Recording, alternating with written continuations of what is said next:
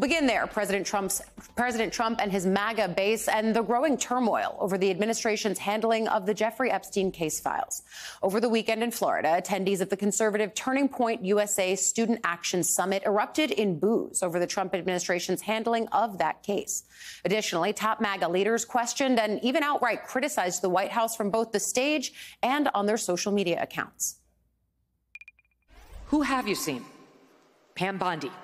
She has never missed an opportunity to go on television and dangle sweet nothings that might be coming your way. Try to lead you to believe that she's got it, it's on her desk, it's coming tomorrow, you're gonna see something on Epstein. And it was a tease. So you either believe that Pam Bondi was telling the truth then, or that she's telling the truth now, but both cannot be true. She was either lying when she went on Fox News all those times saying, I've got it, we're looking at it, wait until you see it, it's horrible. Or she's lying in her 2-page memo that they released on a Sunday night at the tail end of a holiday weekend to Axios, as if Axios is where we all go for our news. Hell no. She went to someone she knew would not kick the tires on the story, and without signing the memo, dropped it in the dead of night and said, that's it, take the crumbs and be happy. Make some noise if you care about the Jeffrey Epstein scandal. Raise your hand if it matters a lot to you. Raise your hand. So every hand of 7,000 people. Everybody cares. A lot. I said a lot. Every hand. There is a lot, and we're not gonna like everything.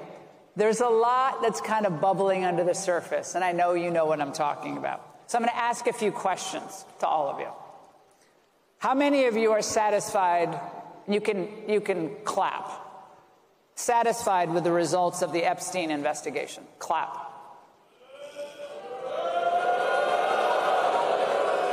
Okay, I told you to clap. You guys aren't listening.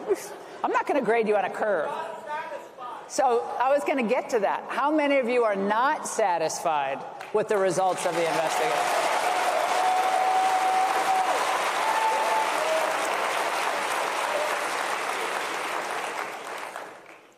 It looks like it's going to be, and now this is like the who's going to be off the island first, right? This is who's going to be voted off the island first. And I don't know what to believe on that.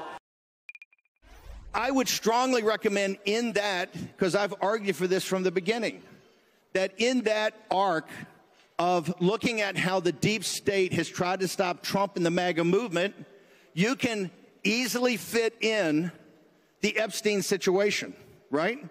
If you want the full release of documents, the special prosecutor gets it, and here's why. Epstein is a key that picks the lock on so many things, not just individuals, but also institutions, intelligence institutions, foreign governments, and who was working with him on our intelligence apparatus and in our government. This is why it's a time for choosing now.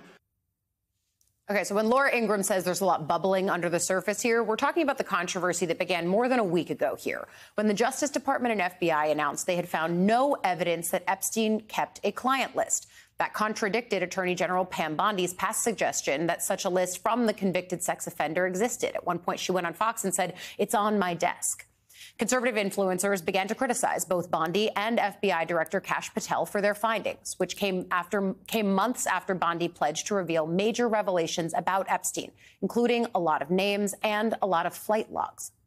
Soon after, Semafor reported that Deputy FBI Director Dan Bongino was weighing his future with the Bureau after clashing with Attorney General Bondi over the Epstein case files. He didn't even come to work on Friday, according to our reporting. Meanwhile, President Trump is publicly defending the Attorney General and her handling of this Epstein case. The president took to social media, calling on his MAGA base to end its obsession with Epstein. And he wrote this in part, quote, "They're all going after Attorney General Pam Bondi, who's doing a fantastic job. We're on one team, MAGA, and I don't like what's happening.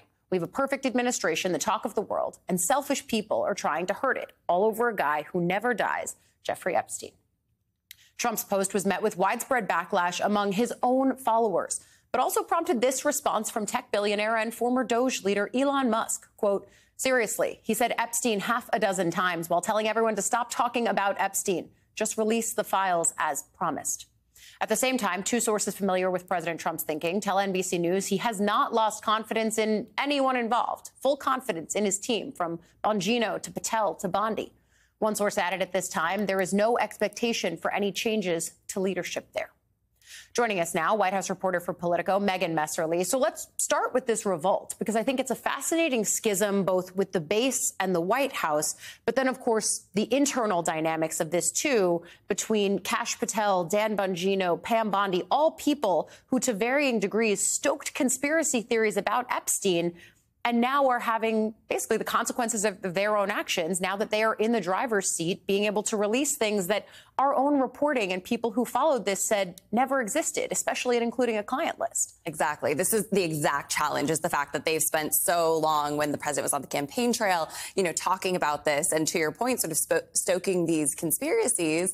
And now they're confronting their own base that, wants to see the files they were promised, right? And so therein lies the challenge is you have now folks in these positions of power, and now the base is seeing this and saying, hey, we can't trust you. Maybe you're part of this cover up too. And so they're sort of running into the same situation that they were on the other side of, just a year ago. Yeah. And so I think that's the dynamic with the base being already mistrustful of people that were so central to the movement in the early part of it, or especially when they were out of office.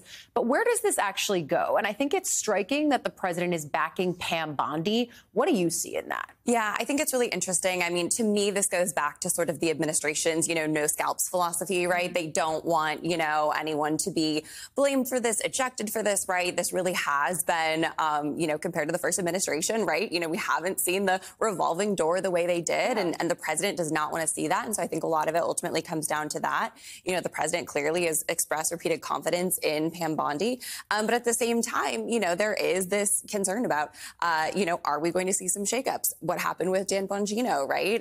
There's a lot of questions there about what his continued future looks like within the Trump administration. So I think it remains to be seen, whether we see some shakeups there. Yeah, and it sounded like the president in a gaggle yesterday said that he had since spoken to Bongino. He didn't anticipate any changes there. But to me, I almost wonder if it's the president being aware of the Senate realities, that maybe if Bongino leaves, okay, you can bring someone else in to be deputy at the FBI, but it would be really hard to replace your attorney general. And I'm wondering if that's part of the thinking here in backing her. That's one that we will certainly be watching closely, but it comes against a backdrop on trade that is still active and moving. President